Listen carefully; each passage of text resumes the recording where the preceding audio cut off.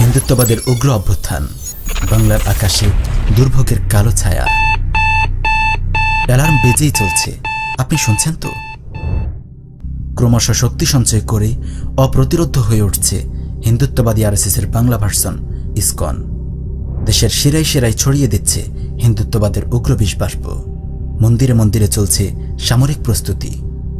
বাংলাদেশকে ভারতের রামরাজত্বের অংশ বানাতে একযোগে কাজ করছে হিন্দু মহাজোট, তাগুত প্রশাসন এবং ভারতের হিন্দুত্ববাদের বেদিতে এদেশের নিরীহ মুসলিমদের বলি দিতে কাজ চলছে পুরোদমে। সিলেটের ইমাম আব্দুর রহমানকে হত্যা করা হয়েছিল ইসকনের বিরুদ্ধে মুখ খোলার কারণে। এরই ধারাবাহিকতায় ভারতের বিরুদ্ধে কথা বলার অপরাধে এবার খুন করা হলো বুয়েটের ছাত্র আবরারকে। খুনে ইসকনের সদস্যদের বাঁচাতে মরিয়া হয়ে কাজ করছে তাগুত প্রশাসন এবং ভণ্ড মিডিয়া। তদন্তের দায়িত্ব দেয়া হচ্ছে মালউন অফিসার কৃষ্ণপদ রায়কে।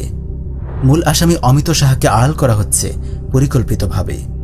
সেদিন বেশি দূরে নয় যেদিন এদেশেও হিন্দুত্ববাদীরা রাস্তাঘাটে মুসলিমদেরকে পিটিয়ে মারবে, মুসলিমদের গলায় ঝুলিয়ে দেবে গোলামির জিঞ্জির। প্রিয় মুসলিম ভাই, সাবধান হন, ধেয়ে আসছে হিন্দুত্ববাদী আগ্রাসন। এক মর্মান্তিক পরিণতির দিকে এগিয়ে যাচ্ছে বাংলার মুসলমান।